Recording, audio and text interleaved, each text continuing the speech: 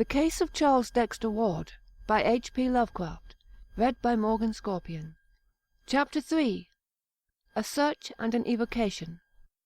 Part 1. Charles Ward, as we have seen, first learned in 1918 of his descent from Joseph Curwen. That he at once took an intense interest in everything pertaining to the bygone mystery is not to be wondered at, for every vague rumour that he had heard of Curwen now became something vital to himself, in whom flowed Curwen's blood. No spirited and imaginative genealogist could have done otherwise than begin forthwith an avid and systematic collection of Curwen data. In his first delvings there was not the slightest attempt at secrecy, so that even Dr. Lyman hesitates to date the youth's madness from any period before the close of 1919. He talked freely with his family, though his mother was not particularly pleased to own an ancestor like Curwen, and with the officials of the various museums and libraries he visited. In applying to private families for records thought to be in their possession, he made no concealment of his object, and shared the somewhat amused scepticism with which the accounts of the old diarists and letter writers were regarded. He often expressed a keen wonder as to what really had taken place a century and a half before the Pawtuxet farmhouse, whose site he had vainly tried to find, and what Joseph Curwen really had been. When he came across the Smith diary and archives, and encountered the letter from Jedediah Orne, he decided to visit Salem and look up Curwen's early activities and connections there, which he did during the Easter vacation of 1919. At the Essex Institute, which was well known to him from former sojourns in the glamorous old town of crumbling Puritan gables and clustered gambrel roofs, he was very kindly received, and unearthed there a considerable amount of Curwen data. He found that his ancestor was born in Salem village, now Danvers, 7 miles from town, on the 18th of February, O.S., 1662-3, and that he had run away to sea at the age of 15, not appearing again for 9 years, when he returned with the speech, dress, and manners of a native Englishman, and settled in Salem proper. At that time he had little to do with his family, but spent most of his hours with the curious books he had brought from Europe, and the strange chemicals which came for him on ships from England, France, and Holland. Certain trips of his into the country were the objects of much local inquisitiveness, and were whisperingly associated with vague rumours of fires on the hills at night. Curwen's only close friends had been one Edward Hutchinson of Salem village, and one Simon Orne of Salem. With these men he was often seen in conference about the common, and visits among them were by no means infrequent. Hutchinson had a house well out toward the woods, and it was not altogether liked by sensitive people because of the sounds heard there at night. He was said to entertain strange visitors, and the lights seen from his windows were not always of the same colour. The knowledge he displayed concerning long-dead persons and long-forgotten events was considered distinctly unwholesome, and he disappeared about the time the witchcraft panic began, never to be heard from again. At that time Joseph Curwen also departed, but his settlement in Providence was soon learned of. Simon Orne lived in Salem until 1720, when his failure to grow visibly old began to excite attention. He thereafter disappeared, though 30 years later his precise counterpart and self-styled son turned up to claim his property. The claim was allowed on the strength of documents in Simon Orne's known hand, and Jedediah Orne continued to dwell in Salem till 1771, when certain letters from Providence citizens to the Reverend Thomas Barnard and others brought about his quiet removal to parts unknown. Certain documents by and about all of the strange characters were available at the Essex Institute, the courthouse, and the registry of deeds, and included both harmless commonplaces such as land titles and bills of sale, and furtive fragments of a more provocative nature. There were 4 or 5 unmistakable allusions to them on the witchcraft trial records, as when one Hepzibah Lawson swore on July 10, 1692, at the court of Oyer and Termine under Judge Haythorne, that 40 witches and the black man were wont to meet in the woods behind Mr. Hutchinson's house, and one Amity Howe declared at a session of August 8 before Judge Gedney that Mr. G. B., Reverend George Burroughs, on that night put ye devil his mark upon Bridget S., Jonathan A., Simon O., Deliverance W., Joseph C., Susan P., Mehitable C., and Deborah B. Then there was a catalogue of Hutchinson's uncanny library as found after his disappearance, and an unfinished manuscript in his handwriting, couched in a cipher none could read. Ward had a photostatic copy of this manuscript made, and began to work casually on the cipher as soon as it was delivered to him. After the following August his labours on the cipher became intense and feverish, and there is reason to believe from his speech and conduct that he hit upon the key before October or November. He never stated, though, whether or not he had succeeded. But of greatest immediate interest was the Orne material. It took Ward only a short time to prove from identity of penmanship a thing he had already considered established from the text of the letter to Curwen, namely, that Simon Orne and his supposed son were one and the same person.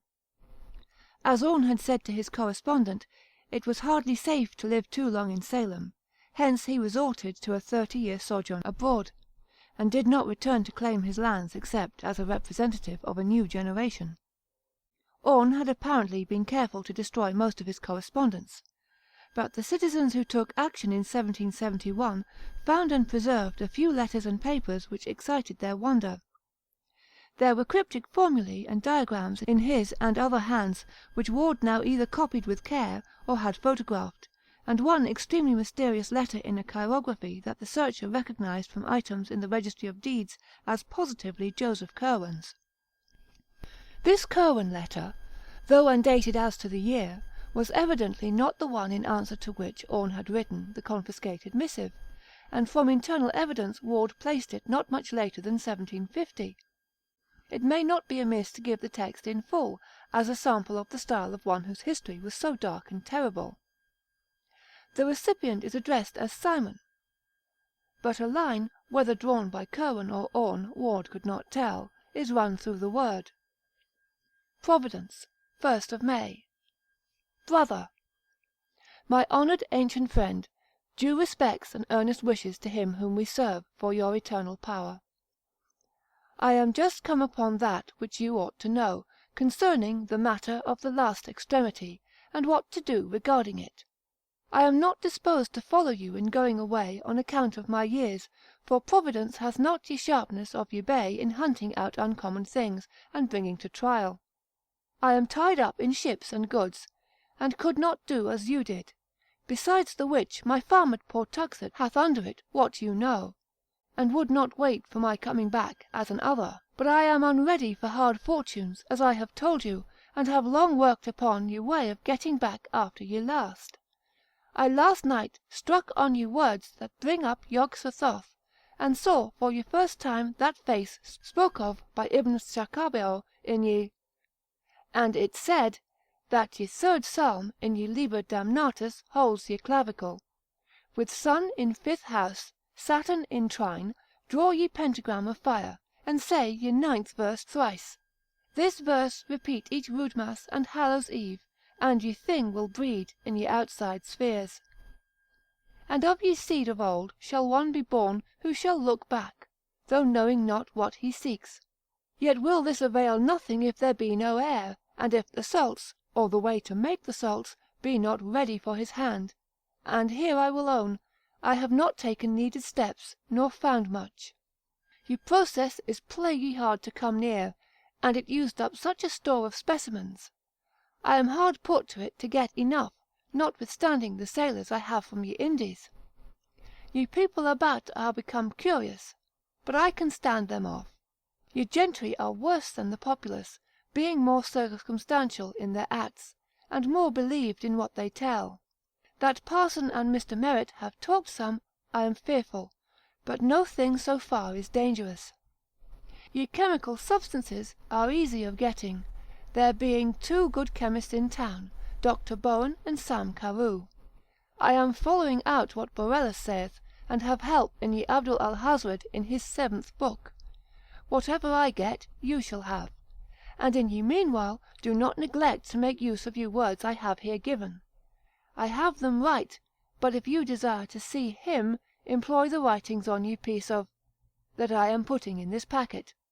Say ye verses every Roodmas and Hallows Eve, and if ye line run out not, one shall be in years to come that shall look back, and use what salts or stuff for salts you shall leave him. Job 14:14. I rejoice you are again at Salem, and hope I may see you not long hence. I have a good stallion, and am thinking of getting a coach, there being one, Mr. Merritt's, in Providence already, though ye roads are bad. If you are disposed to travel, do not pass me by. From Boston take you post road through Dedham, Wrentham, and Attleborough, good taverns being at all these towns. Stop at Mr. Balcom's in Wrentham, where ye beds are finer than Mr. Hatch's, but eat at ye other house, for their cook is better. Turn in to Providence by Pawtucket Falls, and ye rode past Mr. Sale's tavern. My house opposite Mr. Epenetus Olney's tavern off ye Town Street, first on ye north side of Olney Court. Distance from Boston Stone about 44 miles. Sir, I am ye old and true friend and servant in Almonson Metroton, Josephus C. to Mr. Simon Orne, William's Lane, in Salem. This letter, oddly enough, was what first gave Ward the exact location of Curwen's Providence home, for none of the records encountered up to that time had been at all specific.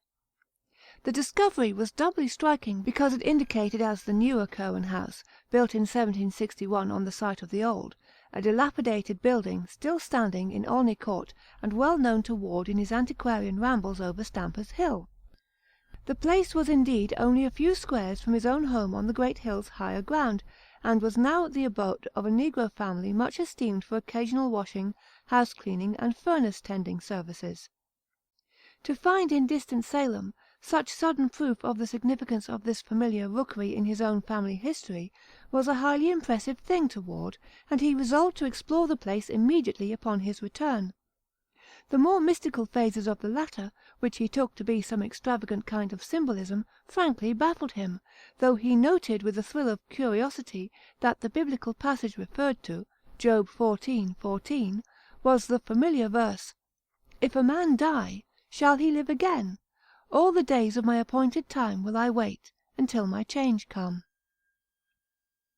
II. Young Ward came home in a state of pleasant excitement, and spent the following Saturday in a long and exhaustive study of the house in Olney Court. The place, now crumbling with age, had never been a mansion, but was a modest 2½-story wooden town house of the familiar Providence colonial type, with plain peaked roof, large central chimney, and artistically carved doorway with rayed fanlight, triangular pediment, and trim Doric pilasters. It had suffered but little alteration externally, and Ward felt he was gazing on something very close to the sinister matters of his quest. The present negro inhabitants were known to him, and he was very courteously shown about the interior by old Asa and his stout wife Hannah. Here there was more change than the outside indicated, and Ward saw with regret that fully half of the fine scroll and urn overmantels and shell-carved cupboard linings were gone, whilst most of the fine wainscoting and bollection moulding was marked, hacked, and gouged, or covered up altogether with cheap wall-paper. In general, the survey did not yield as much as Ward had somehow expected, but it was at least exciting to stand within the ancestral walls which had housed such a man of horror as Joseph Curwen. He saw with a thrill that a monogram had been very carefully effaced from the ancient brass knocker.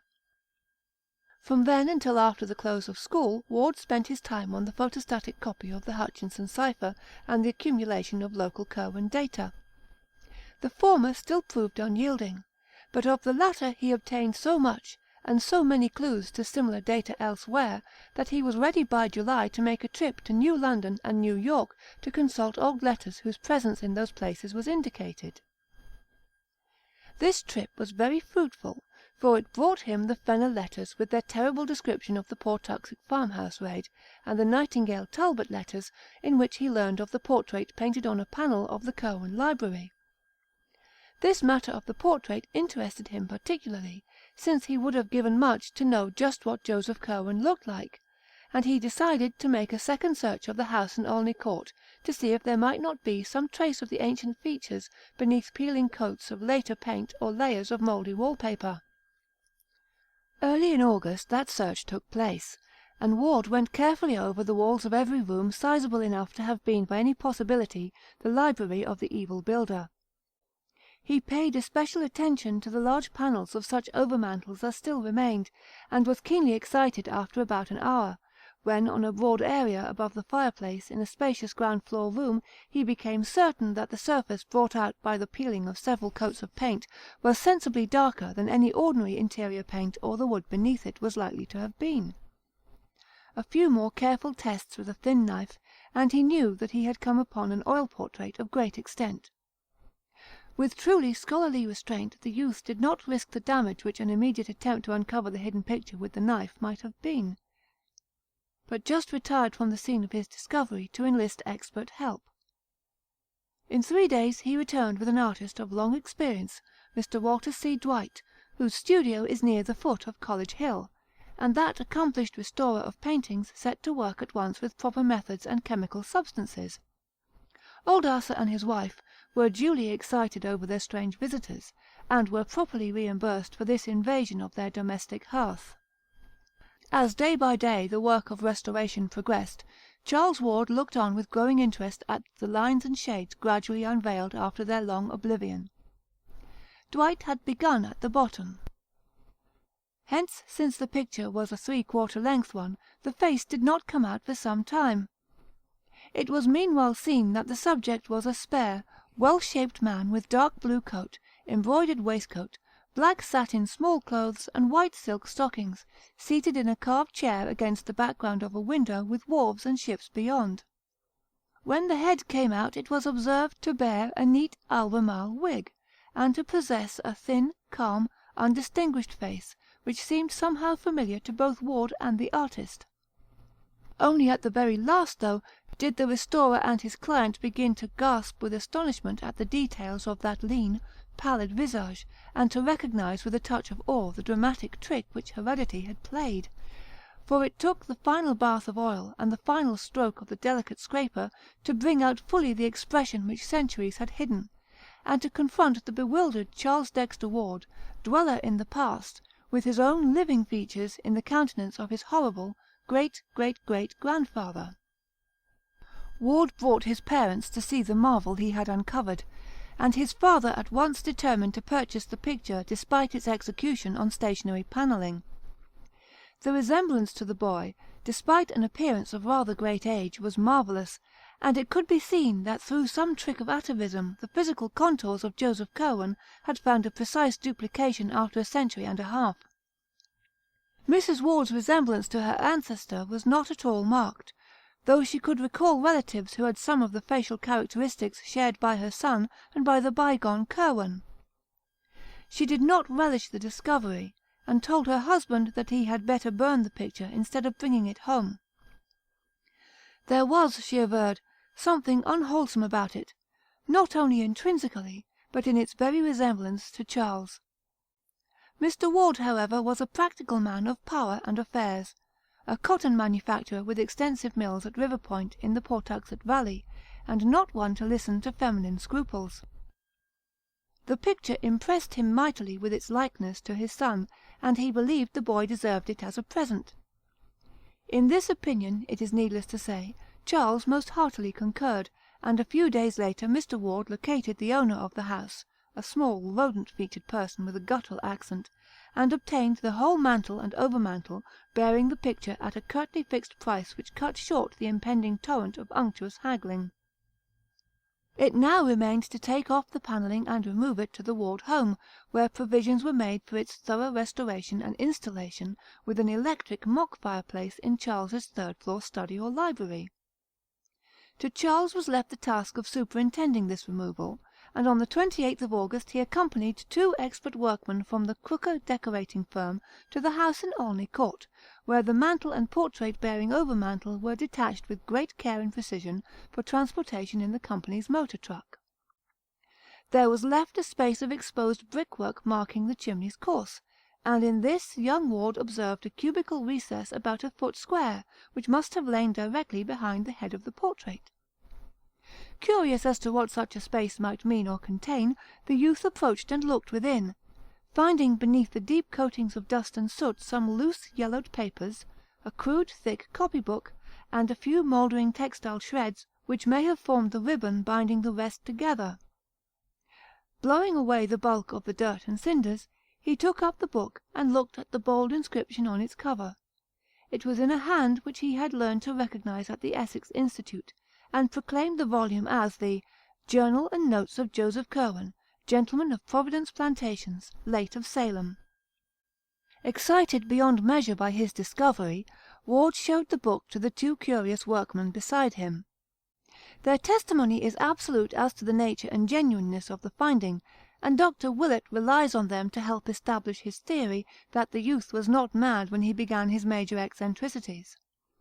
All the other papers were likewise in Curwen's handwriting, and one of them seemed especially portentous because of its inscription, "To him who shall come after, and how he may get beyond time and ye spheres." Another was in a cipher, the same, Ward hoped, as the Hutchinson cipher which had hitherto baffled him. A third, and here the searcher rejoiced, seemed to be a key to the cipher, whilst the fourth and fifth were addressed respectively to Edward Hutchinson, armiger, and Jedediah Orne, Esquire, or their heir or heirs, or those representing them. The sixth and last was inscribed, "Joseph Curwen, his life and travels between the years 1678 and 1687, of whither he voyaged, where he stayed, whom he saw, and what he learnt." Part 3. We have now reached the point from which the more academic school of alienists date Charles Ward's madness. Upon his discovery, the youth had looked immediately at a few of the inner pages of the book and manuscripts, and had evidently seen something which impressed him tremendously. Indeed, in showing the titles to the workmen, he appeared to guard the text itself with peculiar care, and to labour under a perturbation for which even the antiquarian and genealogical significance of the find could hardly account. Upon returning home he broke the news with an almost embarrassed air, as if he wished to convey an idea of its supreme importance without having to exhibit the evidence itself. He did not even show the titles to his parents, but simply told them that he had found some documents in Joseph Curwen's handwriting, mostly in cipher, which would have to be studied very carefully before yielding up their true meaning. It is unlikely that he would have shown what he did to the workmen, had it not been for their unconcealed curiosity. As it was, he doubtless wished to avoid any display of peculiar reticence, which would increase their discussion of the matter. That night Charles Ward sat up in his room reading the new-found book and papers, and when day came he did not desist. His meals, on his urgent request when his mother called to see what was amiss, were sent up to him, and in the afternoon he appeared only briefly when the men came to install the Curwen picture and mantelpiece in his study.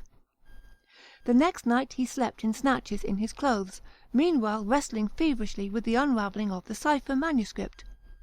In the morning his mother saw that he was at work on the photostatic copy of the Hutchinson cipher, which he had frequently shown her before, but in response to her query he said that the Curwen key could not be applied to it. That afternoon he abandoned his work and watched the men fascinatedly as they finished their installation of the picture with its woodwork above a cleverly realistic electric log, setting the mock fireplace and overmantel a little out from the north wall as if a chimney existed, and boxing in the sides with panelling to match the rooms. The front panel holding the picture was sawn and hinged to allow cupboard space behind it.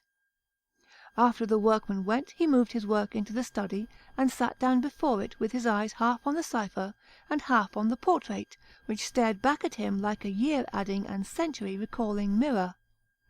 His parents, subsequently recalling his conduct at this period, give interesting details anent the policy of concealment which he practised. Before servants he seldom hid any paper which he might be studying, since he rightly assumed that Curwen's intricate and archaic chirography would be too much for them. With his parents, however, he was more circumspect, and unless the manuscript in question were a cipher, or a mere mass of cryptic symbols and unknown ideographs, as that entitled "To him who shall come after," etc., seemed to be, he would cover it with some convenient paper until his caller had departed. At night he kept the papers under lock and key in an antique cabinet of his, where he also placed them whenever he left the room. He soon resumed fairly regular hours and habits, except that his long walks and other outside interests seemed to cease. The opening of school, where he now began his senior year, seemed a great bore to him, and he frequently asserted his determination never to bother with college. He had, he said, important special investigations to make, which would provide him with more avenues towards knowledge and the humanities than any university which the world could boast. Naturally, only one who had always been more or less studious, eccentric, and solitary could have pursued this course for many days without attracting notice. Ward, however, was constitutionally a scholar and a hermit, hence his parents were less surprised than regretful at the close confinement and secrecy he adopted. At the same time, both his father and mother thought it odd that he would show them no scrap of his treasure trove, nor give any connected account of such data as he had deciphered. This reticence he explained away as due to a wish to wait until he might announce some connected revelation. But as the weeks passed without further disclosures, there began to grow up between the youth and his family a kind of constraint, intensified in his mother's case by her manifest disapproval of all Curwen delvings.